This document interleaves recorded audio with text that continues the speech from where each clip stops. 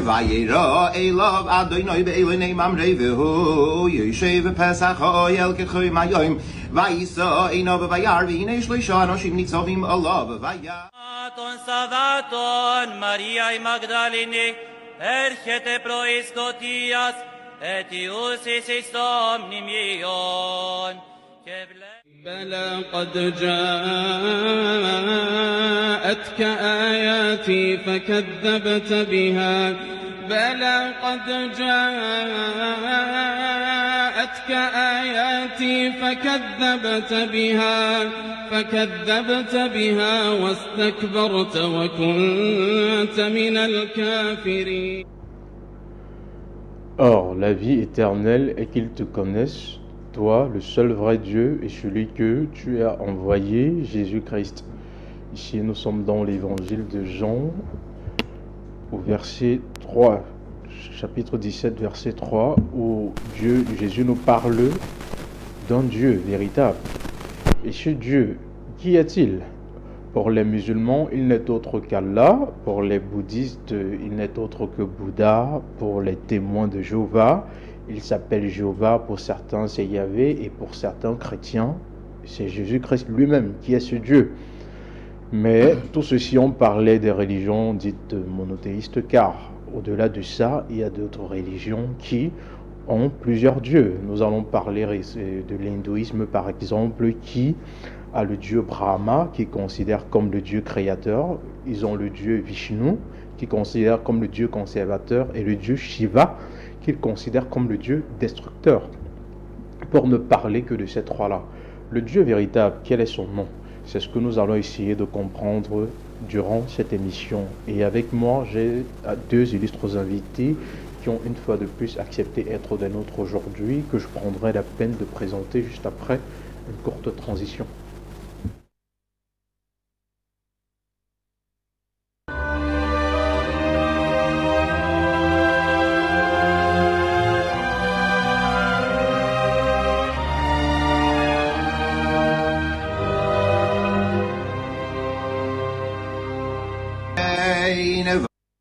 Mesdames et messieurs, bonsoir et bienvenue à votre émission hebdomadaire Message unique sur AOC 7. Comme je l'ai dit à l'entame, aujourd'hui nous allons essayer de savoir quel est le nom du véritable Dieu. Et pour en parler, j'ai avec moi deux experts sur la question. Je vais tout de suite les présenter. Le premier n'est autre que le pasteur Matip, qui nous a une fois de plus honoré de sa présence aujourd'hui. Nous disons bonsoir et bienvenue sur les plateaux d'AOC 7. Bonsoir mon cher Daniel, bonsoir à tous les milliers de téléspectateurs dans le monde, bonsoir au directeur général d'AOSA 7, bonsoir à tous les techniciens qui sont de l'autre côté et qui se démerdent à ce que nous soyons vus et entendus dans le monde. Bonsoir à toutes les autorités de la ville de Douala et ceux du Cameroun en général. C'est encore un honneur et un privilège de pouvoir être sur ce plateau ce soir pour parler des choses qui sont plus importantes. Parce que parler de la vie éternelle ou bien du salut, il n'y a rien de plus important. Parce que le Seigneur Jésus le disait encore, que servirait-il à un homme de gagner tout le monde et s'il perd son âme? Donc nous sommes ici, c'est pour orienter les uns et les autres afin que leurs âmes ne se perdent pas. Donc, c'est un honneur pour moi d'être là ce soir. Merci. Rassurez-vous, pasteur Matip, nous aussi c'est un honneur de vous avoir ici sur nos plateaux, car nous savons tous quelle est la quintessence de vos prises de parole chaque samedi quand vous êtes des nôtres. Et en face de lui, nous avons un brillant imam qui est connu de tous, qui est un brillant théologien et qui a pour l'habitude d'être ici parmi nous pour édifier les téléspectateurs. Il a une fois de plus répondu à notre invitation aujourd'hui. Nous disons bonsoir et bienvenue sur les plateaux d'AOSA 7, Imam Mokhtar. Bonsoir messieurs les journalistes, Bismillahirrahmanirrahim, Alhamdulillah alladhi ahdana li tawhid wa sunnah, wassalatu wassalam ala man la nabiyya ba'da, nabiyya huda wa rahmah, wa ala alihi wa sahbihi wa man wala. Je dis assalamu alaikum wa rahmatullahi wa barakatuhu aux millions de téléspectateurs de par le monde entier. Bonsoir, n'est-ce pas, au gouverneur du littoral. Bonsoir au directeur de la télévision internationale panafricaine AOSA 7. Bonsoir, n'est-ce pas, aux techniciens qui font de tous leurs efforts pour que cette émission soit n'est-ce pas, ou bien ça arrive chez vous dans de très bonnes conditions, que ce soit en qualité d'image ou bien en qualité de son. Restez scotchés quand les meilleures des choses arrivent. Et bonsoir, n'est-ce pas, au panel. Ok, merci Imam Mokhtar. Comme ça, d'entrée de jeu, nous allons remercier les différents téléspectateurs, comme vous l'avez si bien dit, qui nous regardent de partout dans le monde. Nous leur disons merci, car grâce à eux, cette émission est en train de devenir culte. Et comme ça, à l'entame, je tiens à rappeler que l'émission est interactive. Comme ça, vous pouvez nous joindre au 658 93 52 15 ou envoyer des messages WhatsApp au 694 53 68 18. Lundi, c'est le plus 237 pour ceux qui sont à l'étranger. À l'entame, c'est vrai, le thème il est déjà connu, mais il y a quand même eu un sujet d'actualité au Cameroun durant les semaines précédentes. La semaine passée, oui, je crois bien. Oui, il faudrait quand même me dire un mot dessus. Nous avons reçu, comme ça, ici au Cameroun, la venue du souverain pontife qui a eu à faire une visite dans la ville de Yaoundé, de Bamenda et la ville de Douala, où il a prêché, il a fait une messe et il a tenu un sermon fort, reconnu par tous les politiciens camerounais actuellement. Les hommes de Dieu que vous êtes, pasteur Matip et l'imam Mokhtar, on aimerait en une minute avoir votre position sur cette visite au Cameroun.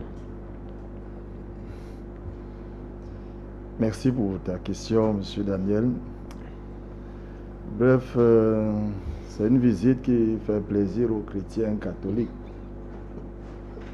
C'est le chef, le souverain pontife des chrétiens catholiques.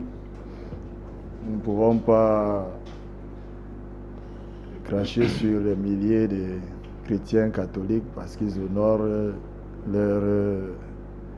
leur autorité. Bon, mais pour nous autres, ça ne nous apporte pas grand-chose. Ça ne nous apporte pas grand-chose parce que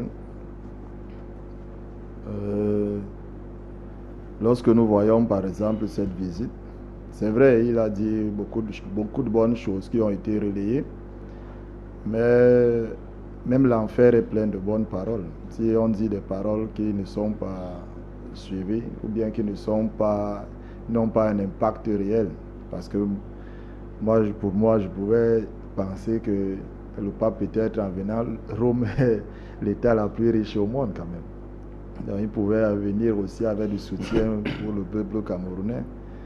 Mais lorsqu'on voit tout simplement, on voit des milliards qui sortent pour pouvoir recevoir une telle personne, alors que cela pouvait aussi aider pour la jeunesse qui ne fait que davantage traverser les mers pour aller de l'autre côté pour chercher la vie.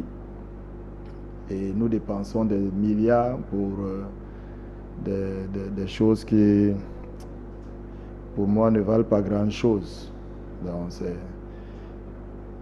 c'est un peu ça. C'est ça ma position. Je ne vais pas aller plus loin que ça. Merci.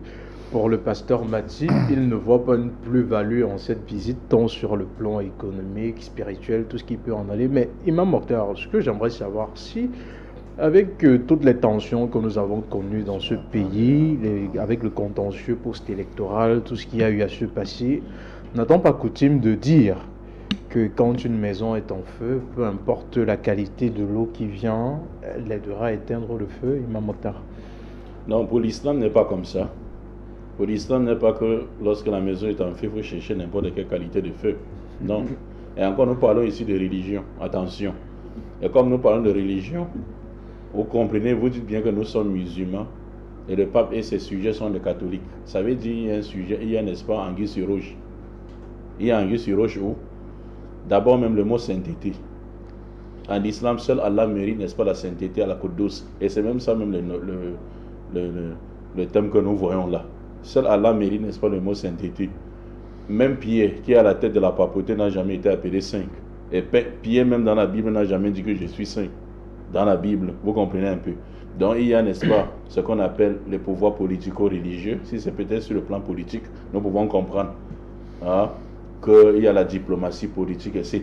Mais si c'est sur le plan religieux, je dis bien si c'est sur le plan religieux. En tant qu'homme de Dieu, je vous demande. Oui, si c'est sur le plan religieux, je dirais la même chose que Pasteur Matip. Je ne vois pas en quoi ça va nous apporter dans la religion, d'autant plus que si on ne suit pas, n'est-ce pas, le monothéisme pur, la paix ne peut venir nulle part.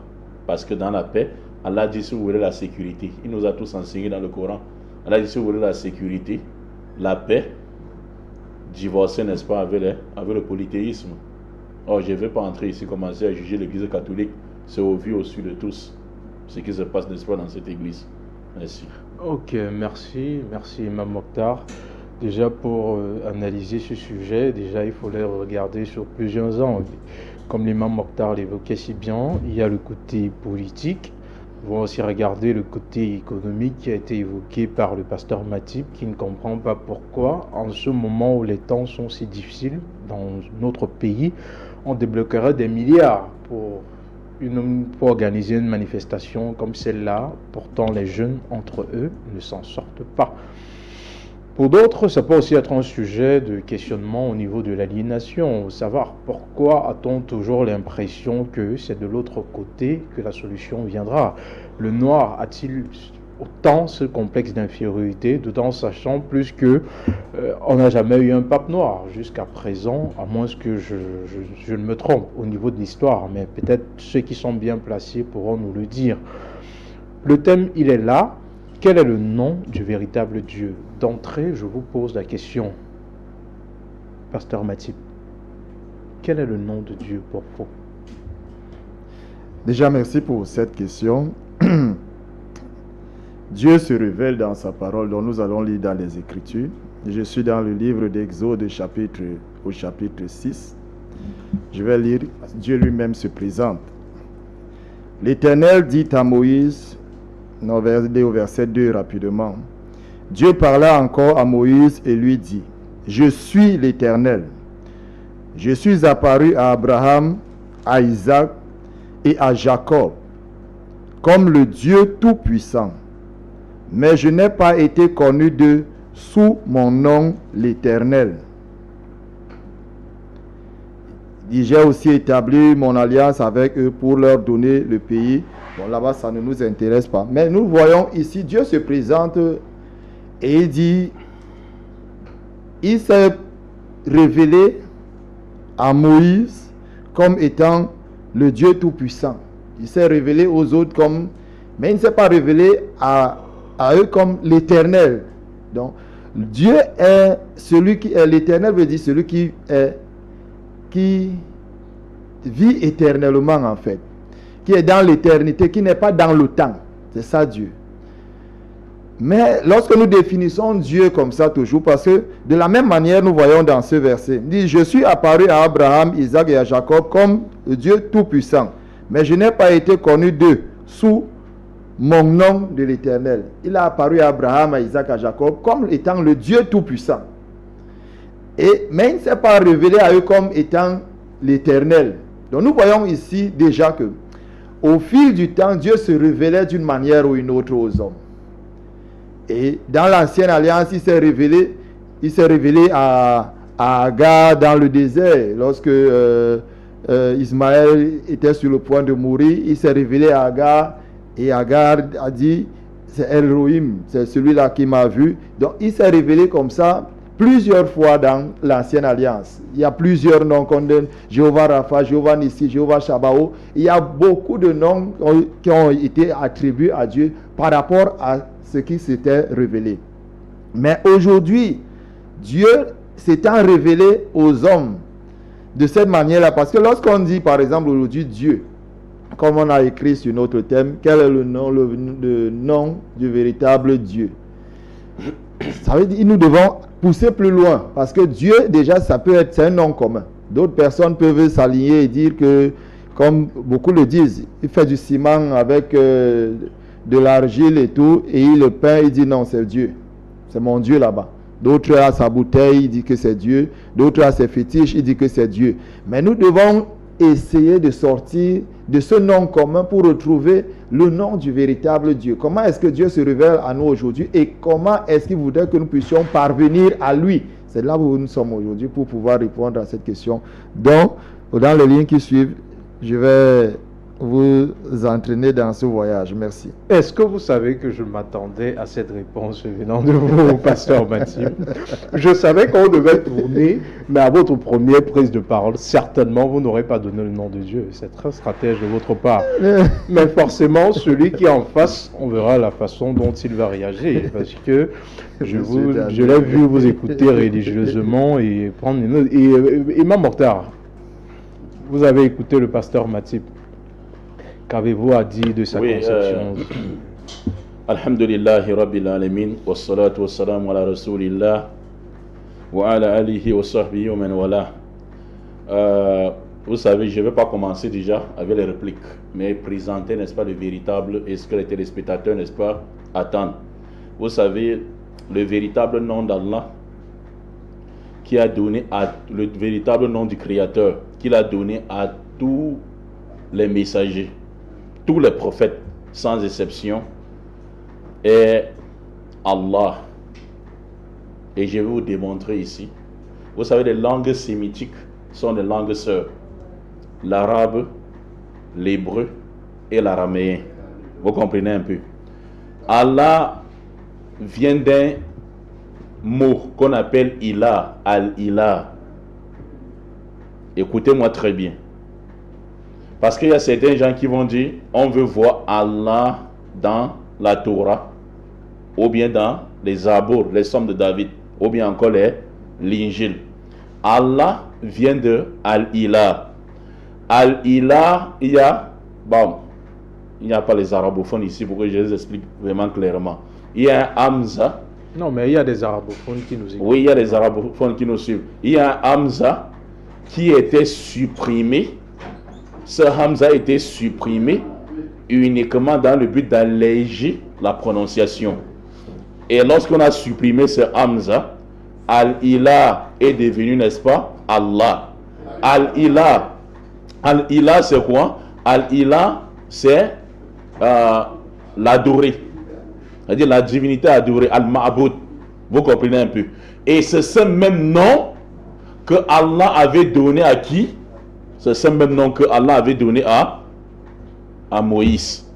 C'est ce même nom, l'unique, Al-Ilah, parce qu'en araméen, écoutez-moi très bien, en araméen, Al-Ilah, c'est Allah. Allah en araméen, vous voyez, c'est la même racine que Ilah. Allah en araméen et en hébreu, c'est Eloha. Et je vais démontrer ici. Maintenant, le Hamza qui était supprimé dans Aïla, c'est-à-dire la divinité, vous allez trouver, n'est-ce pas, Aïla, dans le Coran chapitre, n'est-ce pas, Coran chapitre 2, verset 164. Allah dit, wa ilahukum ilah wahid. Votre divinité, c'est une divinité, n'est-ce pas, comment? Unique. Maintenant, donc, Allah, c'est le nom propre, n'est-ce pas, de Dieu. C'est son nom propre, le nom propre du Créateur. Vous comprenez un peu? Et ces racines, le nom la racine d'Allah vient de Ilah, comme je dis ici, c'est-à-dire la divinité à adorer, Al-Ma'boud, et définie comme la divinité suprême.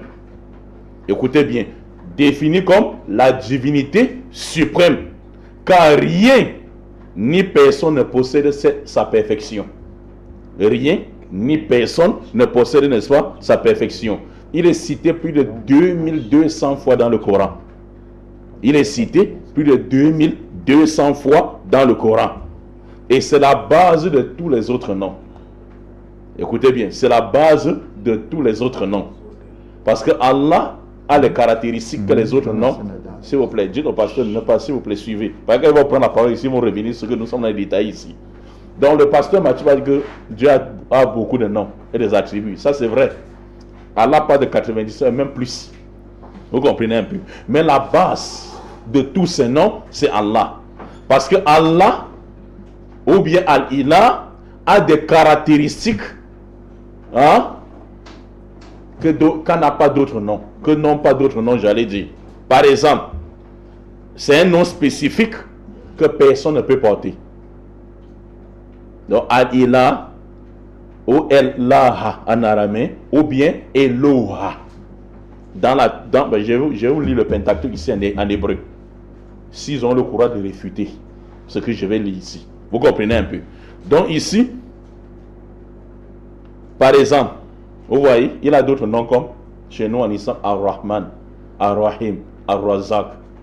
Lorsqu'on veut parler de ces noms qui ne définissent que sa perfection et confirment sa perfection, quand on dit Ar-Rahman, c'est un nom d'Allah. Ar-Rahim, c'est un nom d'Allah.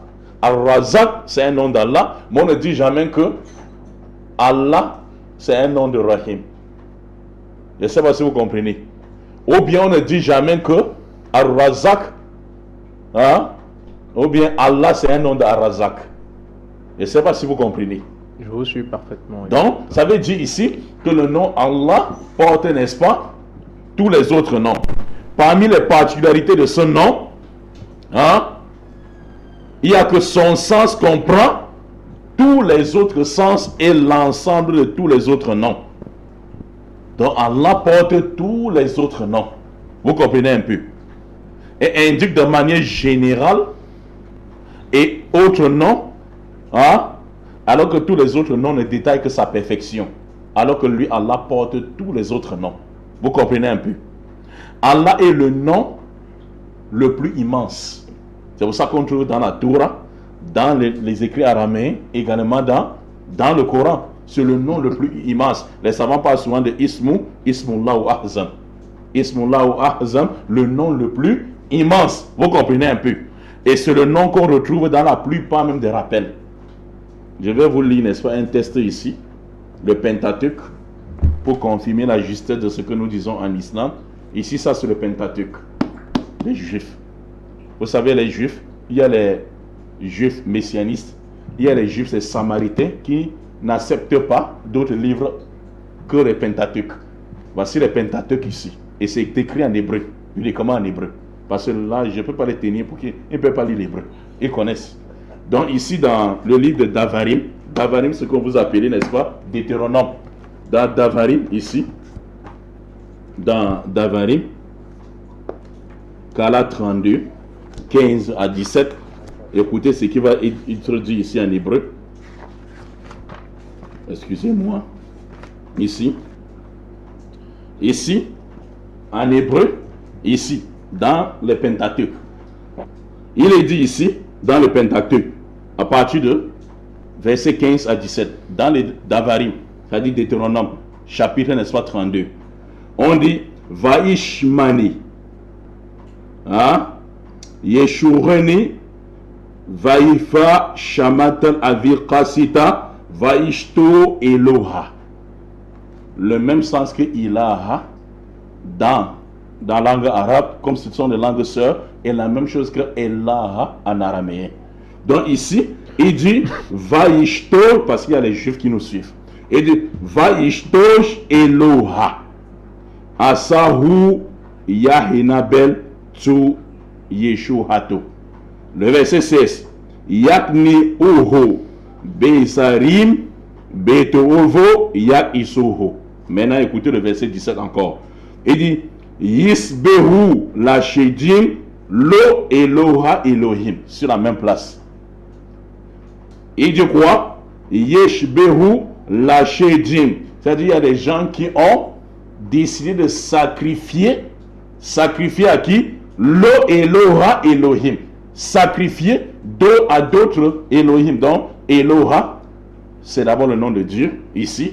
Et Elohim, c'est le sacrifice à qui sacrifie à d'autres dieux. Parce que Elohim, c'est le pluriel d'Eloha.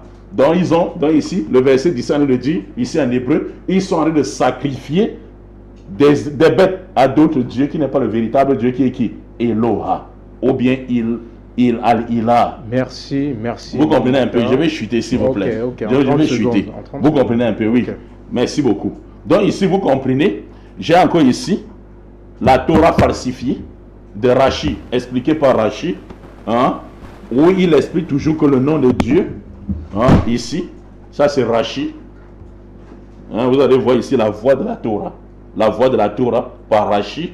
Il l'explique encore, à part encore ici, dans le livre de la Torah, dans le livre du Pentateuque ici, que le nom, n'est-ce pas, de Dieu, c'est Eloha, c'est-à-dire Al-Ma'boud, c'est-à-dire une divinité unique, celui qui mérite, qui doit être adoré, et également en araméen, qui est Ellaha, et en arabe maintenant, les musulmans disent Al-Ilah. La même chose, Al-Ilah, on a enlevé le Hamza pour faciliter, n'est-ce pas quoi, la prononciation qui devient Allahu. Vous comprenez un peu? Donc, son nom, ça c'est la base de tous les autres noms. Et il y a d'autres noms également qui contribuent, n'est-ce pas, à affirmer seulement sa perfection. Donc, je voulais, parce que Pasteur Mathieu a dit ceci, il n'avait pas encore réfuté. Excusez-moi, vous allez restituer le temps. Pasteur Mathieu a dit que le nom de Dieu c'est l'Éternel. Non. Oui, nous pouvons dire que oui, le nom de Dieu c'est l'Éternel, mais ça c'est l'un des noms de Dieu, hein, qui n'est pas comme Eloha, Ellaha et Allah. Parce que le nom de Dieu, Elohim, c'est ce que nous disons en islam, Al-Awwal, Al-Akhir, Al-Zahir, Al-Batil. C'est-à-dire le premier sans commencement, le dernier sans fin, il est le caché et l'apparent. C'est le sens de quoi? C'est le sens en hébreu du tétragramme. Le Yod, He, Waw et Hef.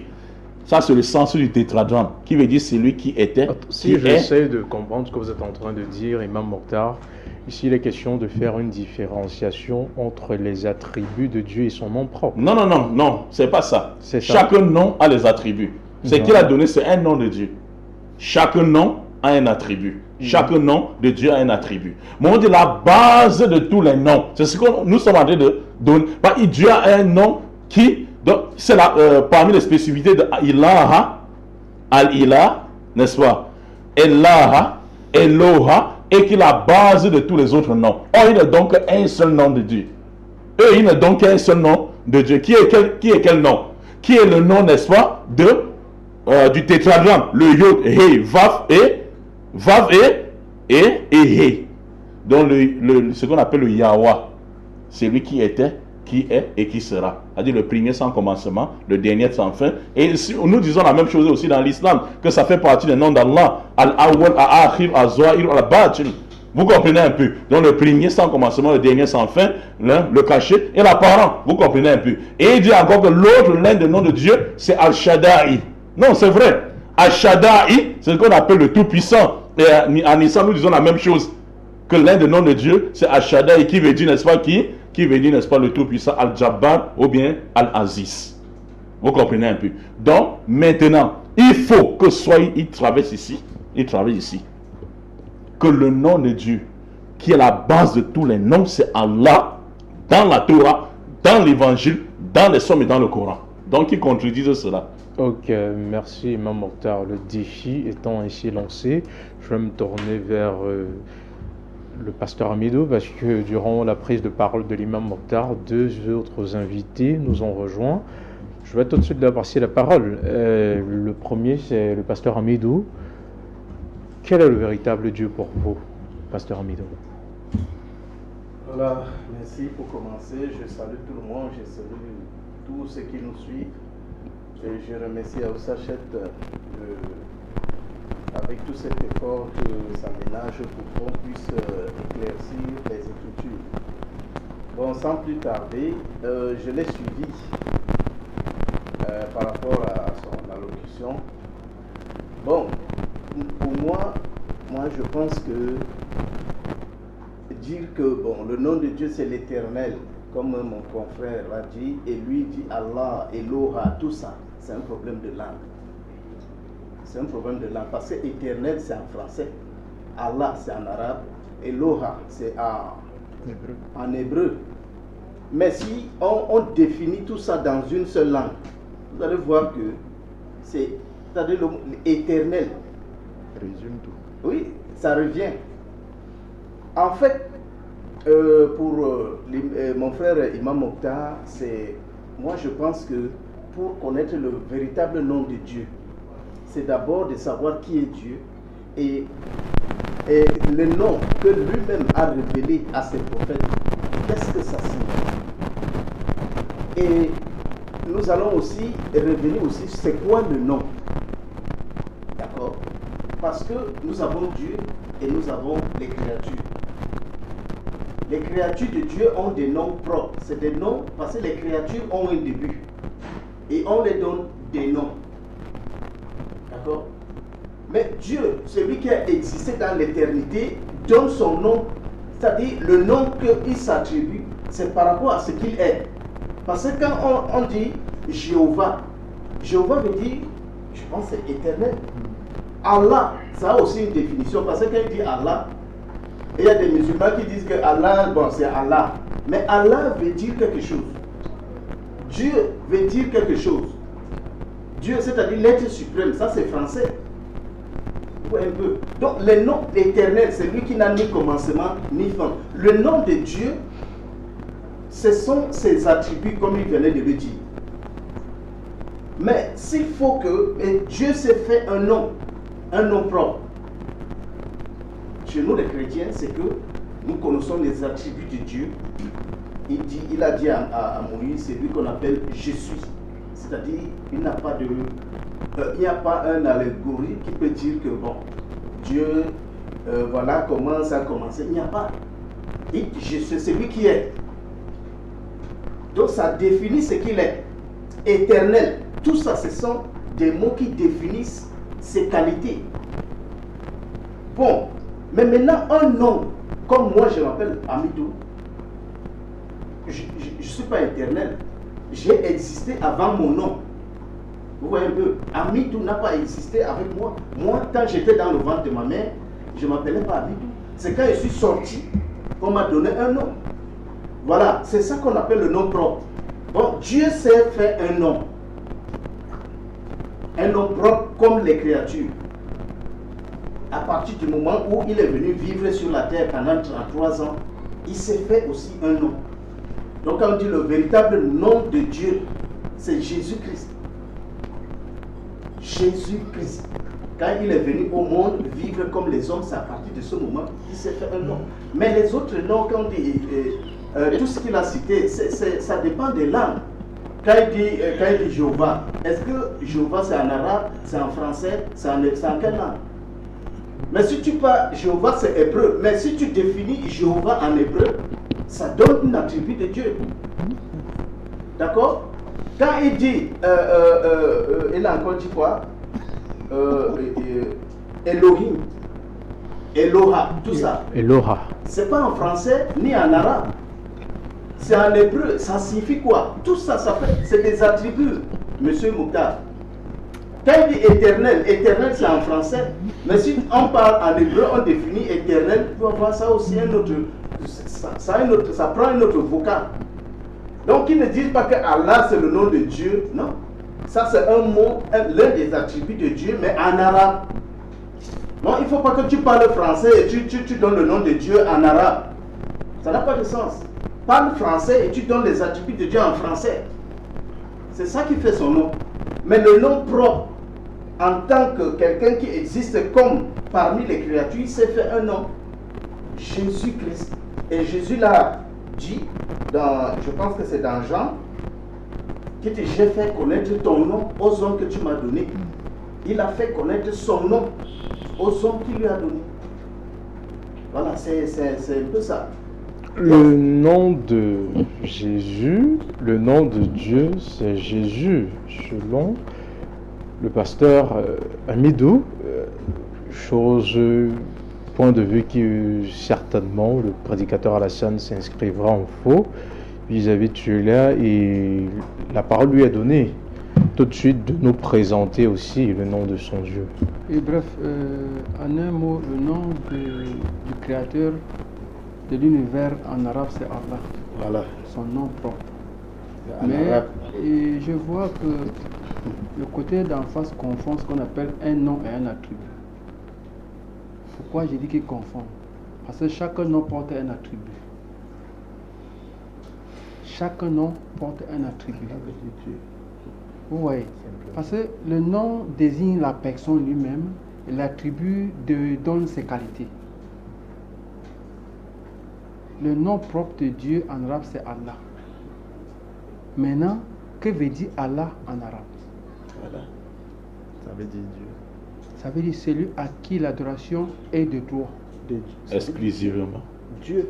Donc, celui s'il vous à plaît, calmez-vous. qui C'est son temps de l'adoration est de droit. Donc, unique.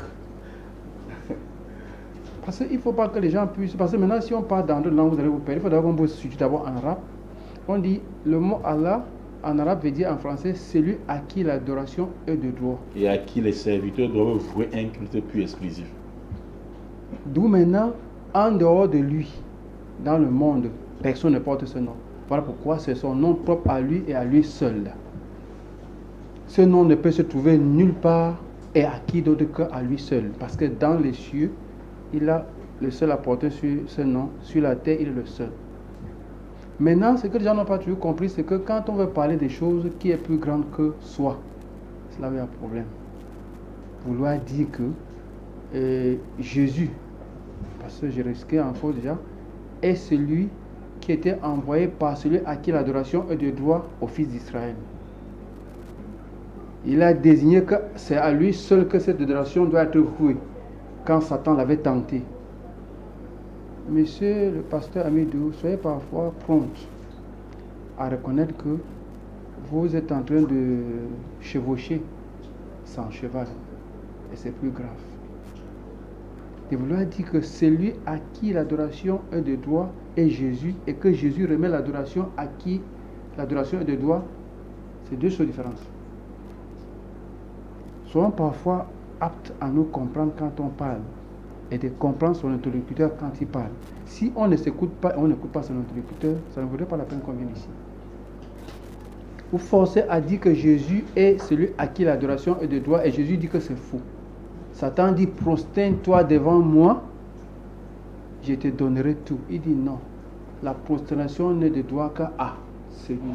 Qui? Celui à qui l'adoration est de droit. C'est ça la définition de Dieu, de Allah. Monsieur le journaliste, j'aimerais que vous appuyiez parfois ce qu'on dit au camp d'enfants pour qu'ils comprennent, parce qu'ils ont tendance à ne pas comprendre. Et j'ai dit toujours, il ne suffit pas d'ouvrir la bouche pour ne rien dire. Certes, on veut parler. Est-ce bien ou mauvais? Si on n'apporte pas des choses confortables, mieux c'est taire. Parce que monsieur Amidou, je ne suis pas encore arrivé sur mon ami qui n'a pas appris là, je suis d'abord sur le pasteur Amidou, c'est que soyons pragmatiques. Ce n'est pas parce que nous sommes devant les caméras qu'on va essayer de s'exprimer. Parfois, posons-nous des questions en face, que comme vous avez pris ce thème, certes, on est là pour débattre, et on apprend pendant le débat aussi. Quand vous voulez nous faire comprendre que Jésus, l'être accouché par Marie, ayant fait une gestation de 9 mois dans le ventre, est le Créateur, ça n'a plus de sens. Il faut que toute personne qui prétend que le Créateur a eu une ressemblance avec ses créatures se réveille. Il est unique dans son genre. Rien n'est semblable à lui. Là maintenant, c'est un témoignage dont la sourate 112, verset 1 jusqu'à la fin le dit. Et si aujourd'hui, monsieur le journaliste, le pasteur Amidou se réconforte dans sa position, ne soyons pas orgueilleux. Ne soyons non plus peut-être non réceptifs.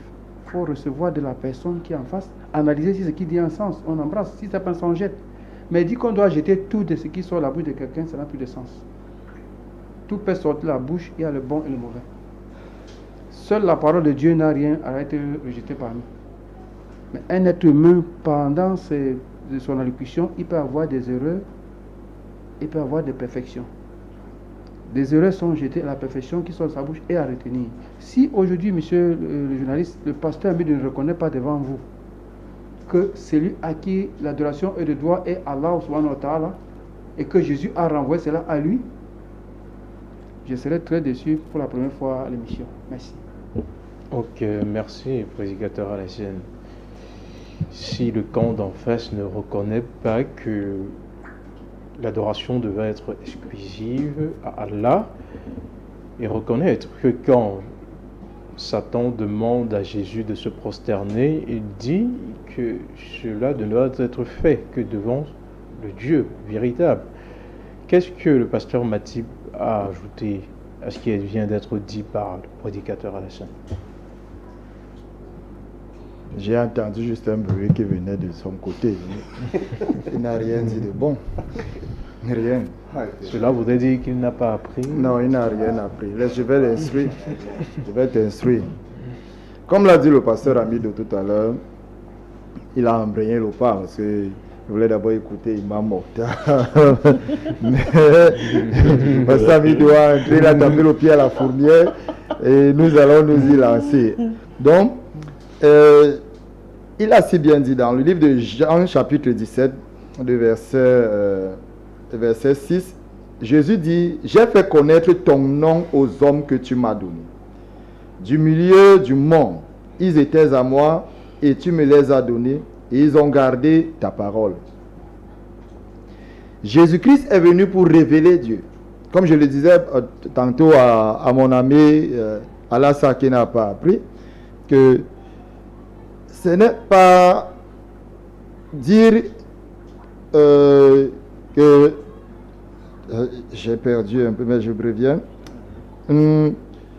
Les attributs que nous disons ici, El Elohim, El Shaddai, c'était des apparitions de Dieu, c'était des révélations que Dieu donnait à un certain moment, comme j'ai dit tantôt pour Agar, que lorsque Ismaël voulait mourir dans le désert, Dieu l'a apparu et il lui a dit, et c'est Agar qui le dit, qui ne m'a vu que quand je ne l'ai pas vu que lui m'a vu. Et c'est là où elle a donné ce nom-là, parce que Dieu l'avait vu dans sa détresse. Et c'est comme ça que Dieu apparaissait à beaucoup de personnes. Mais le nom de Dieu n'était pas toujours révélé. Voilà pourquoi même quand tu regardes l'histoire de Manoah et sa femme, lorsqu'elle voulait, l'ange l'a apparu pour pouvoir l'annoncer que tu auras un fils Samson. Quand tu la lis cette histoire, elle va toujours dire, lorsque l'ange l'aura dit, il va demander, quel est ton nom? Quel est ton nom? Et il lui dit, mon nom est, pourquoi demandes-tu mon nom? Mon nom est merveilleux parce que depuis cette question-ci, taraude les esprits depuis la création. Quel est le véritable nom de Dieu? Voilà pourquoi même quand Dieu même apparaît d'abord pour la première fois, Moïse lui donne un nom, donne les lettres que tu ne peux pas, qui n'ont pas de prononciation en fait dans notre langue aujourd'hui. Donc, mais nous voyons que ici Dieu, dans son amour, il veut se révéler aux hommes. Il ne veut pas rester parce que quand on parle de Dieu, on parle de divinité. Il a parlé d'Allah tout à l'heure. Allah veut tout simplement dire Dieu, c'est tout. Tout à fait. Donc, tu définis Dieu, il dit celui qui est digne d'adoration. Oui. Dieu est digne d'adoration. C'est un sujet d'adoration. Et comme je l'ai dit tantôt, quelqu'un peut prendre son bois et il dit c'est son Dieu et il lui fait l'adoration. Mais est-ce que c'est de la bonne adoration? C'est pour ça que nous sommes là ce soir. Donc, ici nous voyons Jésus qui est sorti du Père, parce que c'est lui-même qui le dit. Il dit personne n'est monté que celui qui est descendu. Il parle de Dieu, de divinité, ils ne connaissent pas. Mais nous avons quelqu'un qui est sorti de là, quelqu'un qui nous a parlé, quelqu'un qui nous a dit ce qui est. Et il a posé les actes, il dit, tel mon Père fait, moi aussi je le fais pareillement. Le Père donne la vie, je donne la vie pareillement, parce que je suis sorti de lui. Je suis venu pour vous révéler la véritable divinité. Comment est-ce que vous pouvez même vous approcher d'elle? Donc Jésus est venu pour révéler le nom de Dieu. Et comme le pasteur Ami le disait, Jésus, mon ami Alassa qui n'a pas appris, dit Jésus n'est pas digne d'adoration. Jésus a pris l'adoration, l'a donné au Père. Mais je vais l'enseigner encore. On l'enseigne ici constamment, il n'arrive pas à comprendre. C'est les gens qui apprennent toujours sans parvenir à la connaissance. Donc j'étais en train de dire que lorsque tu étudies la personne de Jésus, il y a la personne charnelle de Jésus et il y a la personne divine de Jésus. Il faut toujours faire cette distinction-là. Tant que vous ne parvenez pas à faire cette distinction, vous n'arriverez jamais à connaître qui est réellement Jésus-Christ. Parce que vous prenez Jésus, quand il parle de Jésus, il parle toujours de Jésus qui a fait 9 mois et qui est resté, qui a fait les sels, qui a mangé, qui a eu faim. Mais lorsque il trouve les versets qui parlent réellement de la divinité de Jésus, il passe dessus. Donc aujourd'hui, vous n'allez pas fuir. Nous sommes là pour vous ramener à l'ordre. Donc le nom de Dieu, c'est véritablement, Jésus a révélé le nom de Dieu. Et c'est au travers de Jésus. Et il a parlé d'adoration. Pour revenir sur cela, je vais me voyager dans le livre d'Apocalypse. Apocalypse chapitre 1, le verset 18 dit. Verset 17. Quand je le vis, je tombais à ses pieds comme mort. il posa sur moi sa main droite en disant, ne crains point, je suis le premier et le dernier. C'est Jésus qui parle ici. Il a dit tout à l'heure, Dieu, le nom de Dieu est Alpha, il est Oméga, il est le commencement, il est la fin. Voilà. Jésus prend ses attributs sur lui. Dans sa révélation. Il prend ça sur lui. Il dit, et même dans les évangiles, tu as dit tout à l'heure que quand Dieu se révèle à Moïse, il lui dit, va. Quand il lui demande, je vais dire aux enfants d'Israël que qui m'envoie, il a dit que je suis. Donc celui qui est. Et Jésus, pareil, le dit dans les évangiles, que je suis.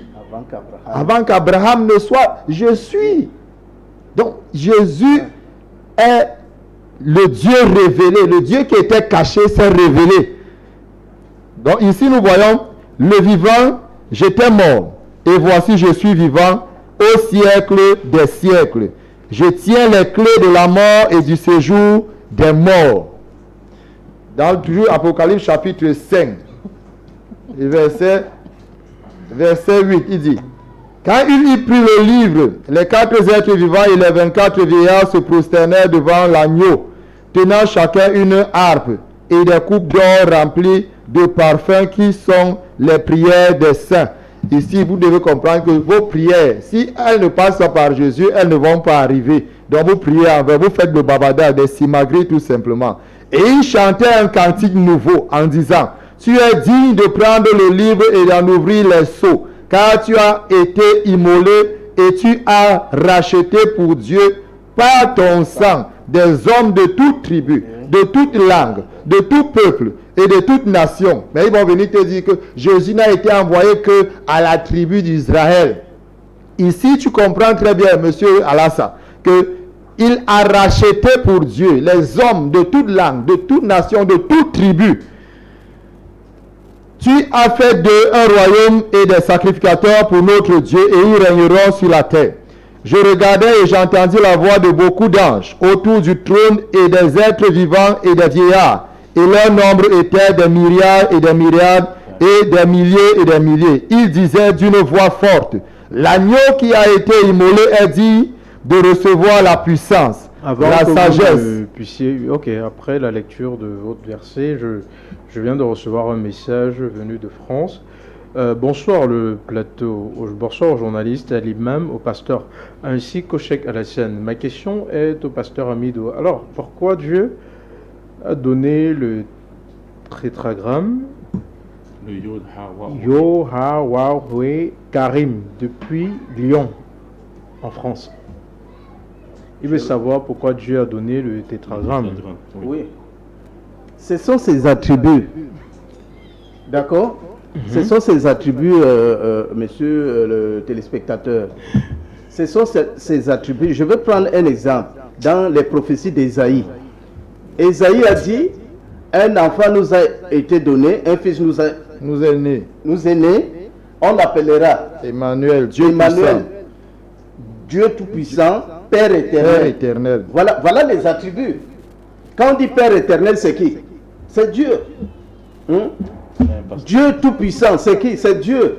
C'est la même chose. Quand il donne les tétragrammes là, les tétragrammes dont vous parlez, c'est l'ensemble de tout ce qui caractérise Dieu. C'est-à-dire c'est lui qui est sujet d'adoration. D'accord?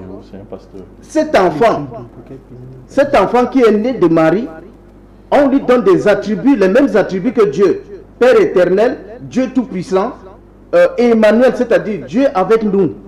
Voici les attributs de Jésus. D'accord? Donc maintenant, quand il me parle du tétragramme, bon, je ne suis pas hébreu, je n'ai pas étudié la langue hébreu, mais sinon, faites des recherches, vous allez voir ce que ça signifie. Ça fait partie des attributs de Dieu. Ok, merci. Ici, nous avons déjà, je tenais à rappeler aux téléspectateurs que ce sera important de signer les messages que vous nous envoyez, donc de parler de la région dans laquelle vous vous situez et autres. Ici, là, nous avons Monsieur Kassigedjo Yeo qui fait comprendre qu'il y a beaucoup d'incohérences dans le camp chrétien. La personne charnelle, dans quel verset? Ne prenez pas des gens qui ne connaissent pas la Bible pour discuter, car ils ne comprennent pas eux-mêmes les Écritures. Comment peuvent-ils convaincre les gens? Voici ce que M. Kasigedjo Yeo vient de nous envoyer comme message. Je vais continuer parce que j'ai eu à couper la parole au pasteur Matip qui n'avait pas encore terminé son temps de parole. Nous écoutons pasteur Matip. Oui, j'étais en train de dire que Jésus-Christ est digne d'adoration parce que nous avons dit tout à l'heure que celui qui est digne d'adoration, c'est lui qui est Dieu, c'est lui qui est Allah. Et Jésus-Christ prend tous ses attributs sur lui. Il dit qu'il est le premier, il est le dernier, il est l'alpha et il est l'oméga. Les 24, les êtres vivants dans les cieux et ceux qui nous ont précédés le vouent un culte. Il disait d'une voix forte au verset 12, l'agneau qui a été immolé est digne de recevoir la puissance, la richesse, la sagesse, la force, l'honneur et la gloire. La gloire et la louange. Donc la gloire n'est attribuée qu'à Dieu. Et ici, on attribue cette gloire-là à Jésus-Christ. Parce que quoi? Parce que ici, Jésus a repris sa divinité. Comme il le dit dans le livre de Jean. Il dit, j'ai fait connaître ton nom aux hommes que tu m'as donnés. Maintenant, glorifie ton Fils comme il t'a glorifié sur la terre. Donc, pour qu'il reprenne maintenant sa place de là où il était assis. Quand on dit Dieu est assis, parfois Dieu croit, certaines personnes croient que non. Jésus-Christ est assis à la droite de Dieu. Non, c'est l'élévation qu'il a. Parce que Dieu n'a pas de droite, Dieu n'a pas de gauche. Dieu est un commencement, il est infini. Donc parfois d'autres personnes se disent que non, quand on dit Jésus-Christ est assis à la droite de Dieu, c'est comme si Dieu avait une gauche, Dieu avait une droite. Dieu n'a pas de droite, mais c'est la position élevée de Jésus-Christ dans la divinité. Je vais revenir sur la question du frère tout à l'heure, du téléspectateur qui dit que, parce que j'ai parlé de la personne charnelle de Jésus et de sa divinité. Je vais lui faire comprendre que Jésus, déjà c'est sa personne charnelle et le Christ c'est sa personne, c'est sa divinité. Donc, j'ai pas assez de temps pour pouvoir t'expliquer cela, mais les versets bibliques, tout ce que Jésus raconte pendant son vécu, pendant son parcours, dans les évangiles, si tu recherches réellement la vérité, tu vas discerner là où Jésus est divin et là où il est charnel. Si tu es honnête avec toi-même. Parce que mon ami Imam Mokhtar aime souvent le dire lorsqu'il arrive sur, par exemple, la résurrection de Lazare, il dit comment est-ce que si Jésus était Dieu, pourquoi est-ce qu'il demande où est-ce que vous l'avez mis? Mais il oublie plus haut encore, lorsque Jésus manifeste sa divinité, avant qu'il n'arrive sur le lieu, il dit à ses disciples que notre ami Lazare dort. Et la Bible rapporte que les disciples se sont dit que non, Lazare s'est assoupi du sommeil. Quand Jésus voit que non, ils sont en train de croire que Lazare dort, parce que Pierre dit, s'il dort, nous allons appeler le réveiller. Et Jésus leur dit clairement que non, il est mort à l'heure si Lazare est mort. Mais Jésus n'était pas encore arrivé sur les lieux, Marie ne l'avait pas encore annoncé. Et Jésus connaissait ce qui se passait. Et la Bible déclare qu'il n'avait pas besoin qu'on lui enseigne ce qui était dans l'homme, parce qu'il connaissait ce qui était dans l'homme. Mais à un moment donné, étant dans la chair, il fallait qu'il fasse comme des hommes. Mais quand le moment arrivait, il manifestait sa divinité. Donc, si tu es honnête, tu vas lire les évangiles et tu vas voir des passages comme ça. Mais si tu lis par exemple, tu vas t'attarder, pourquoi est-ce qu'il est Dieu? Pourquoi est-ce qu'il demande où est-ce que vous l'avez mis? Mais si tu remontes plus haut, tu vas comprendre qu'il n'était pas encore sur les lieux et il savait déjà ce qui s'était passé. Merci. Merci, pasteur Matip. Nous avons encore un message d'un téléspectateur depuis la ville de Marois qui dit bonsoir, je voulais savoir, il dit que Jésus est Dieu ou l'enfant de Dieu. Qui le dit, au fait? Bon, la question ici, vraiment, ça ne tient pas la route, mais déjà, la parole devait être donnée à l'imam Mokhtar. Parce que, en vous écoutant tout à l'heure, il était en train de ricaner sur plusieurs choses qui ont été dites concernant la double nature de Jésus-Christ selon vous. Imam Mokhtar, que devons-nous comprendre? Ont-ils bien appris leur leçon ou il leur manque encore? Oui, je comprends que le débat n'est pas au niveau de nos deux amis. Parce que celui qui écrit là, c'est un pasteur. C'est un pasteur qui veut que nos amis quittent le plateau et que peut-être ces chrétiens viennent les remplacer. Vous comprenez un peu. Ils ne comprennent même pas. C'est pour ça que quand j'avais pris la parole ici, je vous avais bien dit quoi? S'il vous plaît, ne soyez pas distraits. Parce que quand ils vont prendre la parole, ils vont fatiguer. Pour qu'on revienne encore, les expliquer la même chose. On dit ceci, je répète encore. Pourquoi? Parce que la répétition, c'est la mère de la science. On dit le nom du Créateur. C'est Allah qui vient de la racine Al-Ilah, que personne, ni n'importe quelle chose ne peut porter ce nom, et Al-Ilah en arabe, ou en araméen, Al-Ilah, ou bien Elah, ou en hébreu, Eloha, veut dire, écoutez, c'est-à-dire, veut dire Al-Mahboud, c'est lui, n'est-ce pas, l'adorer, c'est lui qu'on doit adorer. Et c'est venu dans le Coran, chapitre, n'est-ce pas, 2 du Coran, verset 164. Allah dit, wa ilahukum ilahun wahid. Votre divinité est une divinité comment? Unique. Vous comprenez un peu? Et ici, Jésus-Christ lui-même, ça veut dire quoi? Ça veut dire, en d'autres termes, c'est celui qui mérite d'être adoré. Il n'y a pas un autre que lui. Ésaïe chapitre, n'est-ce pas, 44, verset 6. Il dit, je suis le premier, le dernier, et en dehors de moi, il n'y a point d'autre Dieu. Al-Walu, Al-Akhiru, Al-Zahiru, Al-Batin. Ça, ce sont les autres noms qui découlent, n'est-ce pas, de quoi? Tous les autres noms découlent, n'est-ce pas, gravitent autour de ce nom. Al-Ilah, où sont, n'est-ce pas, Allah, le nom, n'est-ce pas. Deuxième chose maintenant, c'est celui que tous les serviteurs doivent rendre un culte pur exclusif. Lui seul. Vous dites que Jésus-Christ a rempli ça. On dit, regardez, Jésus-Christ dit ceci pour vous montrer qu'il n'est pas dans ça. Il dit, il n'est pas dans vos bêtises.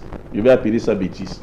Dans Matthieu chapitre 4, verset 10, lorsque Satan a tenté Jésus-Christ selon la Bible, il dit quoi? Il dit, prosterne-toi devant moi. Qu'est-ce que Jésus dit? Retire-toi, Satan. Il est écrit, tu adoreras le Seigneur ton Dieu lui seul et lui vouer un culte plus exclusif. On dit c'est ça le sens de Al-Ilah en arabe, Elah en araméen et Eloh en hébreu. Vous voulez quoi? Qu'est-ce que vous voulez? On dit c'est le sens, celui qui doit être adoré. Et c'est Jésus qui doit être adoré. Pendant que lui-même dit à Satan que seul Allah, c'est Eloah, doit être adoré. C'est-à-dire vous forcez même Jésus à devenir, n'est-ce pas, Al-Ilah ou bien, n'est-ce pas, Eloha ou bien Allah. Vous le forcez même à devenir, n'est-ce pas, votre créateur, quand il ne se reconnaît même pas. Et Dieu, maintenant, pasteur a mis le dit, le nom de Dieu c'est Jésus. Ça c'est triste. Je comprends pourquoi un pasteur a dit qu'il faut quitter le plateau. Dans le nom de Dieu, qu'on doit se traduire, c'est Jéhovah qui est traduit par Jésus. Dans le Yod, Ha, Wa, Ohid. Le Yod, Ha, Va, Ha, Ohid. Donc, les cartes tétradrames, ça veut dire, n'est-ce pas, Jésus, en français. Un pasteur a mis tout. Donc, excusez-moi. Donc, nous sommes là pour les téléspectateurs. Les cadres du tétradrame veut dire celui qui était, qui est, qui sera, c'est l'Éternel qui ne meurt jamais. Deutéronome 32, verset 36, je donne la vie, je blesse et je guéris. Je donne la vie, je donne la mort. C'est-à-dire, Allah donne la vie, il n'a pas besoin de la vie pour exister. Toute personne qui a mis pied sur cette vie ne peut pas être en Ilah ou Eloha ou bien Allah. Toute personne qui a mis les pieds ici sur cette terre. Allah dit ceci dans le Coran chapitre 2 verset, n'est-ce pas, 255. Allah, où il a parlé de lui. Allah, point de divinité en dehors de lui. Quand vous avez entendu chez qui? Chez Isaïe, chapitre 44, verset 6, Isaïe, chapitre 45, verset 18. Et ici également, dans le livre d'Isaïe, chapitre 32, verset 36. Ici, point de divinité à part le Coran, chapitre 2, verset 255. Allah dit maintenant, celui qui subsiste par lui-même, qui ne mange pas, il subsiste par lui-même. Allah, Jésus subsistait par lui-même, pasteur Mathieu. Donc Jésus subsistait par lui-même. Prends alors un cadeau. Matthieu chapitre 26, verset 26. On dit Jésus a pris le pain, il a cassé, il a donné aux disciples, il a commencé lui-même à manger parce qu'il a faim. Matthieu chapitre 4, après avoir jeûné 40 jours, on dit Jésus eut faim. Donc Dieu a eu faim, pasteur Mathieu. Ça c'est le polythéisme. Donc vous vivez dans le polythéisme et vous mourrez dans le polythéisme. Et vous pensez que vous adorez Dieu. Dieu ne mange pas. Ici, Allah se définit dans le Coran, chapitre 2, verset 255. Point de divinité à part lui, qui subsiste par lui-même. Al-Qayyum. Ni somnolence et ni sommeil ne le prend. Jésus-Christ dormait, non? Matthieu chapitre 8, verset 24. On dit Jésus dormait. Matthieu chapitre 8, verset 24. Donc pendant que votre Dieu dort, notre Dieu veille sur lui. Vous voyez la différence? Notre Dieu avec Jésus veille sur votre Dieu Jésus. Quand on demande le nom de Dieu, vous venez avec des choses, n'entrez même pas dans les attributs. N'entrez même pas dedans. Vous comprenez un peu? À lui appartient tout ce qui est dans les cieux et sur la terre. Et c'est tout ce qui est dans les cieux et sur la terre appartient à Jésus. Quand Jésus te dit ceci, que tout pouvoir m'a été donné. Tout pouvoir m'a été donné au ciel et sur la terre. Donc au ciel, le pouvoir m'a été donné. Et sur la terre, le pouvoir m'a été donné. On donne à qui? Même à Shaddai. Jésus à Shaddai, le Tout-Puissant. À Jabbar ou bien encore Al-Aziz. Non. Jésus n'est pas puissant. Il montre qu'il est impuissant. Vous voulez quoi? Hein? Allah dit que je connais leur passé et je connais leur futur. Alors que Jésus dans Marc chapitre 13 verset 32, il dit pour ce qui concerne le jour de la fin du monde, personne ne connaît, ni le Fils ni les anges. Même moi, je ne connais pas le jour de la fin du monde. Or, Allah te dit dans le Coran chapitre, n'est-ce pas, 31 au dernier verset, il y a 5 choses que moi je connais. Seuls même les anges ne connaissent. Même l'ange le plus rapproché, ni les prophètes ne connaissent. Et parmi ces 5 choses, il dit, c'est moi qui connais le jour et l'heure. Mais Jésus qui ne connaît pas dans Marc chapitre 32, verset, n'est-ce pas, Marc chapitre 13, verset 32. Vous comprenez? Et ce sont des gens, vous allez enseigner, Allah dit, sa science, de sa science, il embrasse tout ce qui est, tout ce qu'il veut. Or, Jésus avait la science qui embrasse tout ce qu'il veut. Pendant qu'il arrive, il ne sait même pas où est enterré Lazare. Il dit à Marthe, la soeur de Lazare, et les Juifs qui étaient là, où l'avez-vous enterré? Est-ce que le Créateur peut se l'enseigner aux créatures? On avait enterré notre créature. Vous ne connaissez pas Dieu. Donc, laissez-nous vous présenter le véritable Dieu. Je reviens encore, monsieur le journaliste. Pasteur Amidou, le cours qu'on va vous donner, c'est qu'on ne traduit pas le nom propre de quelqu'un. Il y a les noms propres, il y a les noms des lieux et également les noms de marques. On ne traduit pas dans la critique littéraire. Revenons même sur la langue française. Ces 3 choses-ci. Pouma là, quand on dit Pouma. Si tu dis Pouma veut dire, et tu enlèves Pouma, tu mets plutôt veut dire, personne ne connaîtra plus que c'est Pouma. Vous vous appelez Amidou. C'est celui qui rend grâce, qui vient d'un spot du YouTube, Hamid. A dit Abdel Hamid. Serviteur de celui qui rend grâce.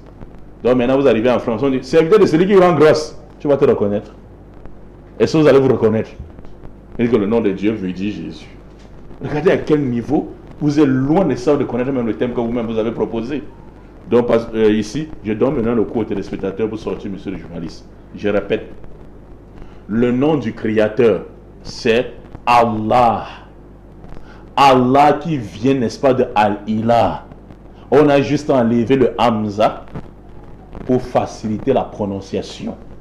Al-Ilah est devenu Allah.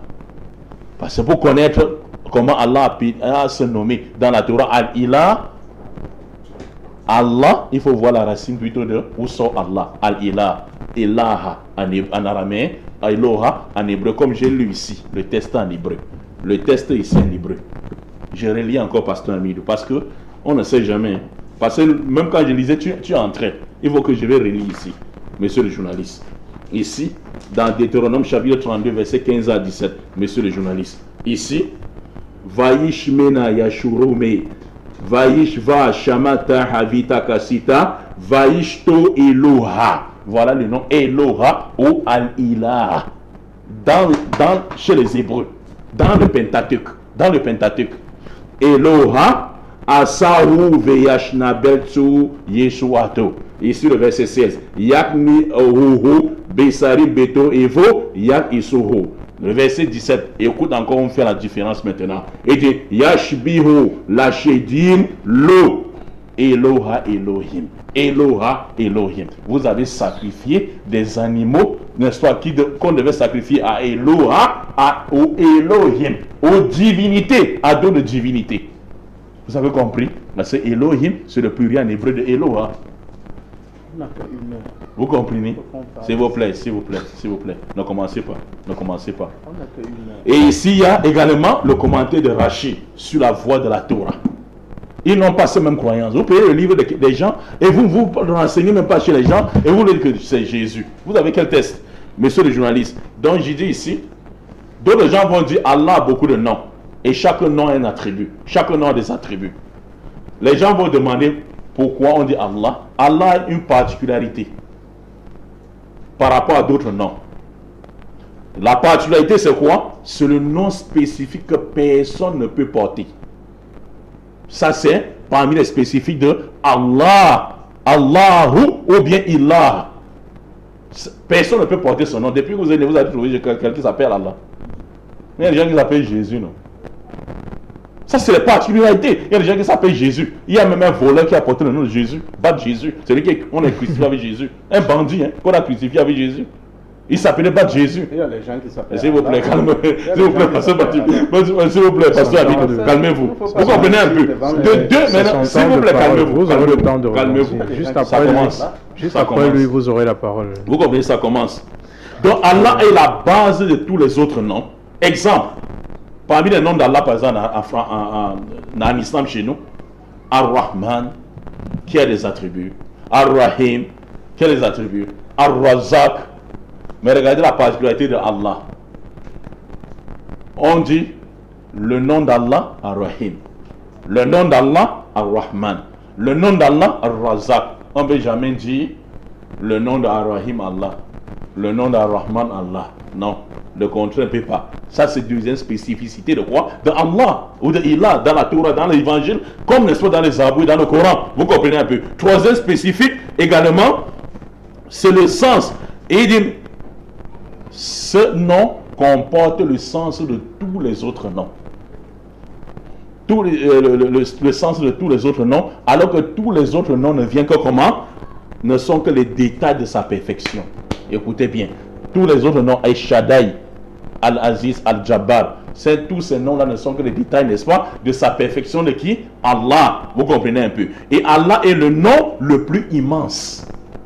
C'est pour ça que nos savants d'Ali appellent souvent ça Ismullahu Azam, le nom le plus immense. Vous comprenez?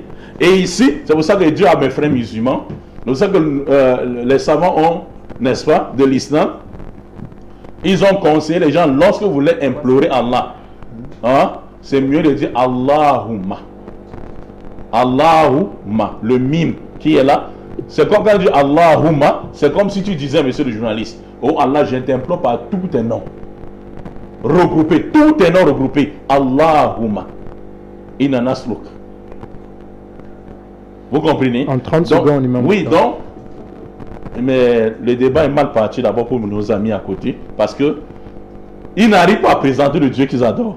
Pasteur Mathieu, ici, avant que Pasteur Amidou n'arrive, il avait dit que le nom de son Dieu c'était l'Éternel. Après El Shaddai. Mais quand il venait dans les attributs, donc c'est à Jésus.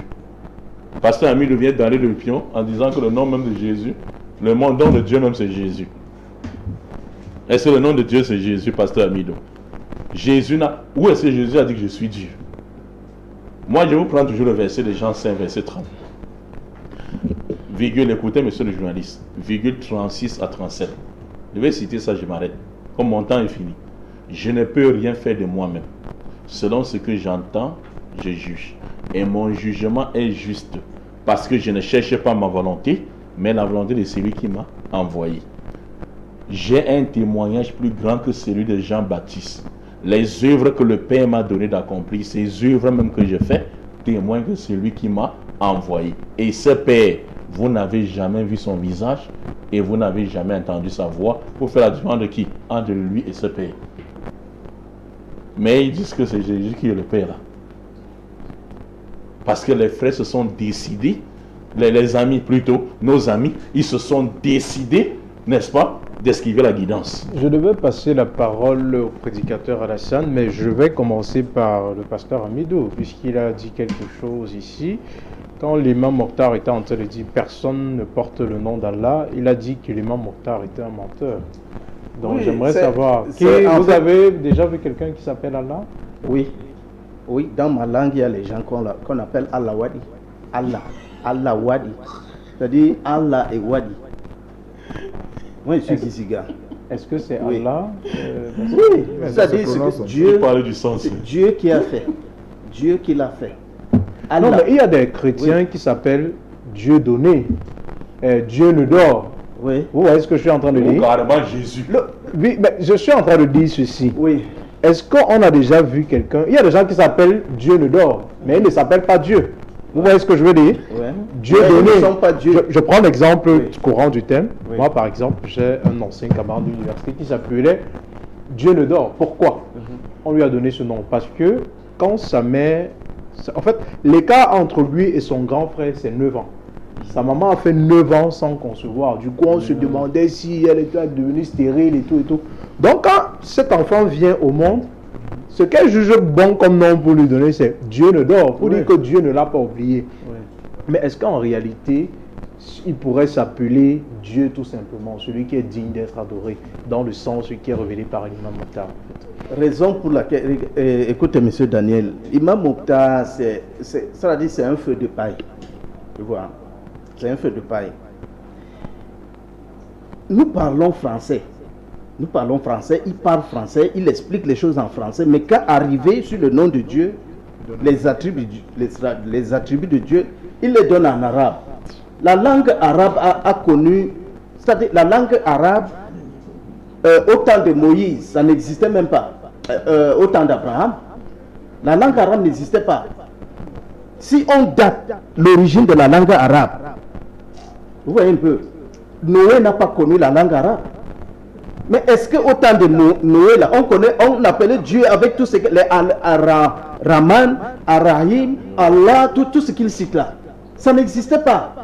Mais lui vient devant les téléspectateurs, il crie haut et fort que c'est ça le nom de Dieu. Oh, il exprime juste ces choses, c'est-à-dire ce qui a été attribué en arabe. D'accord? C'est juste qu'il veut coloniser les gens dans la culture arabe en donnant tout ce qui appartient à Dieu en arabe. C'est ce qu'il fait.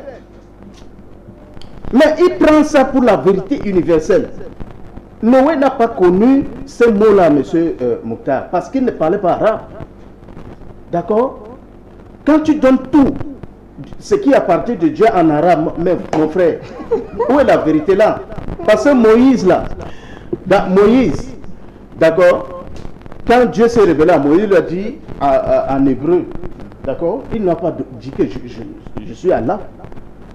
Parce que Dieu n'a pas parlé en arabe à Moïse, il lui a parlé en hébreu. Et le nom qu'il a donné pour lui à Moïse, c'était pas en arabe, c'était en hébreu.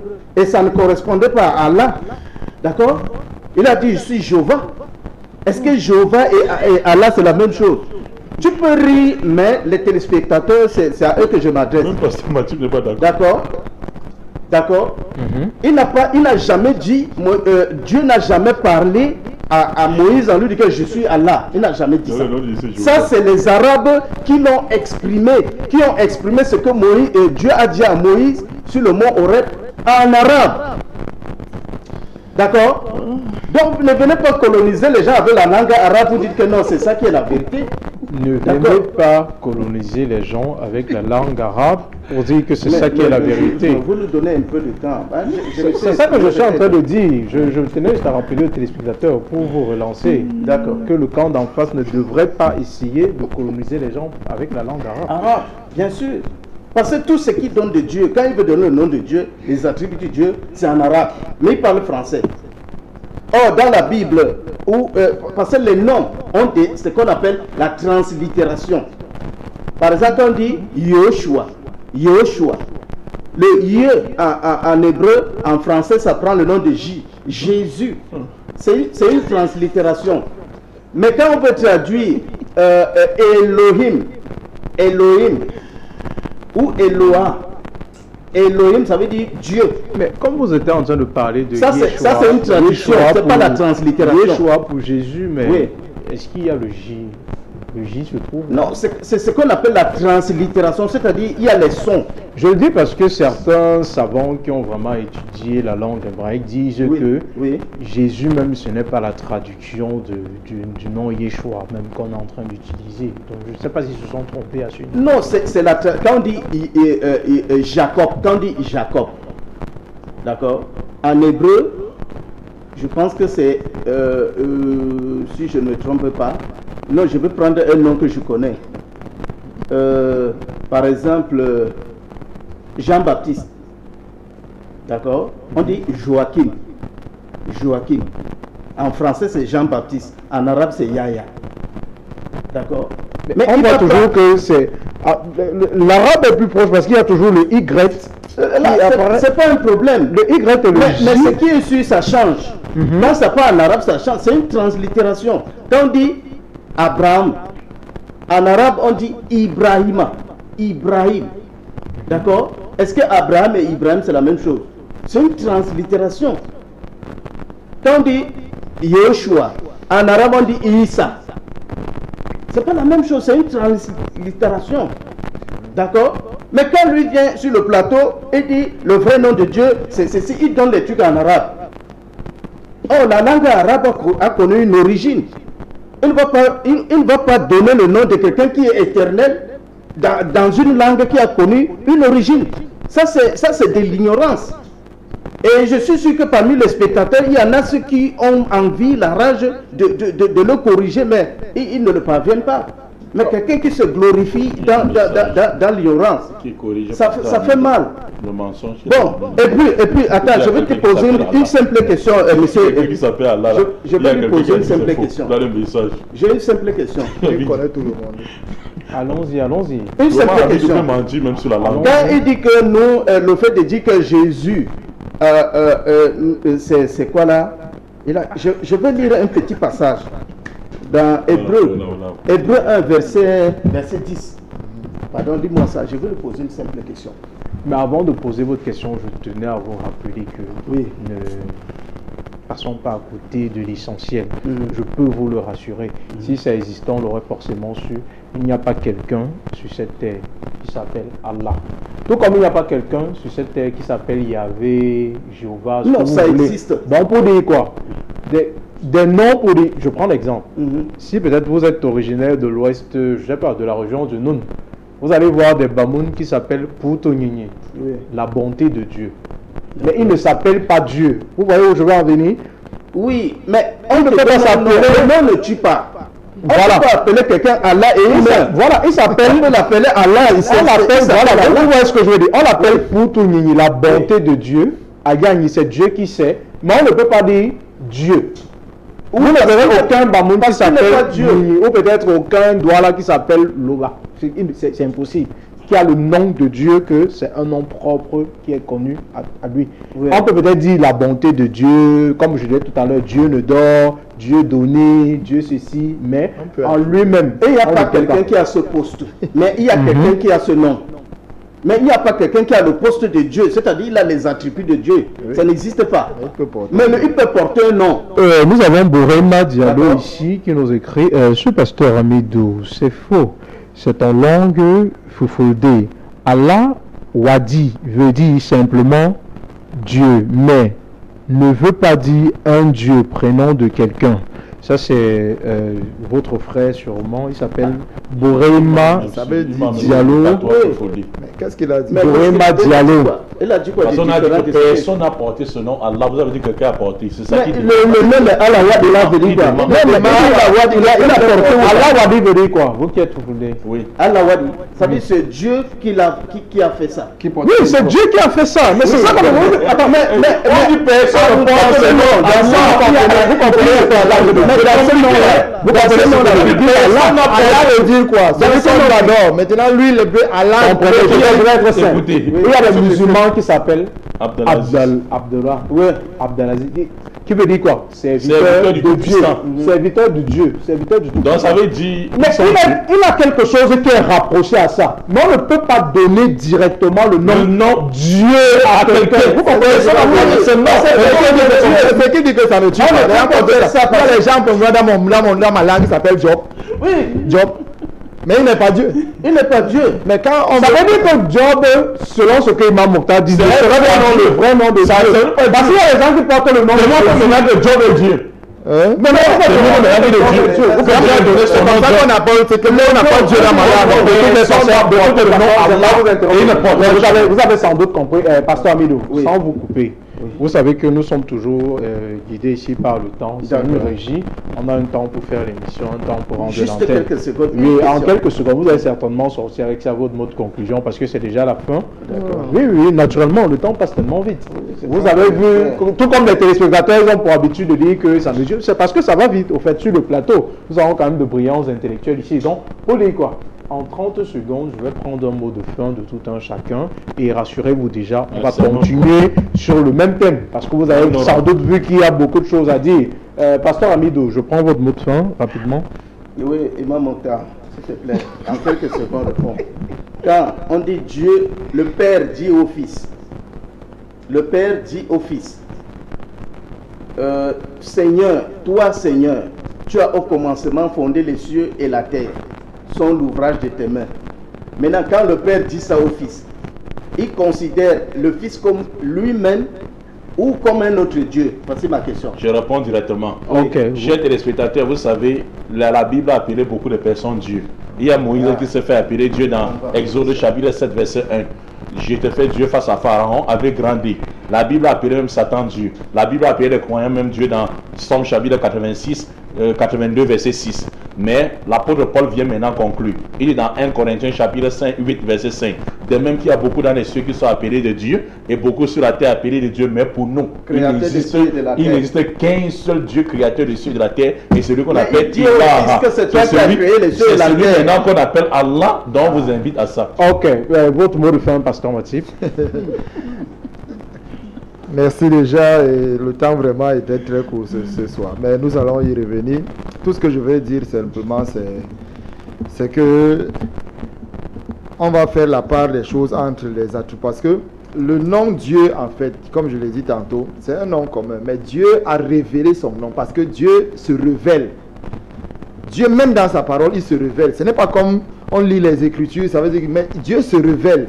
Et Dieu a pris le temps de se révéler parce que le but de Dieu, c'était de pouvoir se rapprocher des hommes. Quand on appelle par exemple Emmanuel, Dieu parmi nous, si Dieu se révèle d'une manière ou d'une autre, il n'est pas loin des hommes, mais il est tout près de nous. Donc, le nom qui résume Dieu, c'est l'Éternel, celui qui n'a ni commencement ni fin. Et cela, Jésus s'attribue cela. Je vais le développer davantage. Ok, votre mot de fin aussi. Oui, bref, je suis très, très déçu parce que je vois le pasteur Mathieu dit que la personnalité de Christ qui était, de divinité de Christ, de Jésus qui était Christ. Christ veut dire quoi? C'est une aberration quand on a beaucoup dit n'importe quoi. Et pour mon frère Amidou, c'est que lui ne peut pas reconnaître que ce n'est pas parce qu'on est parti de la Bible qu'on va venir parler au milieu des gens. Lire et étudier, c'est deux choses différentes. La Bible, dans Apocalypse 1, verset 1, vous connaissez tous la révélation de Dieu qu'il a, de Jésus que Dieu lui a donné par. On dit la révélation de Jésus que Dieu lui a donné. C'est Dieu qui donne à Jésus. Ok. Et il se révèle comment? Il se révèle comment? Il se révèle comme l'alpha et l'oméga, celui qui est mort et qui est revenu à la vie. C'est comme ça Alassane qui nous dit révélation de Jésus-Christ que Dieu lui a donné. C'est sans doute dans le livre de l'Apocalypse. Comme j'ai pour habitude de le dire, ce n'est qu'un débat et non un combat. C'est pour ça que l'émission va se terminer comme d'habitude par une accolade fraternelle entre les différents téléspectateurs. Sur ce, je remercie le PDG de la télévision panafricaine à Ossa 7. Je remercie tous les téléspectateurs qui nous regardent partout dans le monde. On peut pas avoir vous qui êtes à l'étranger, nous continuons à vous dire merci de rester scotchés. Comme ça, je salue Madame Ngundu Abiba qui nous regarde depuis la ville de Montréal au Canada. Et nous nous disons à samedi prochain si Dieu le veut.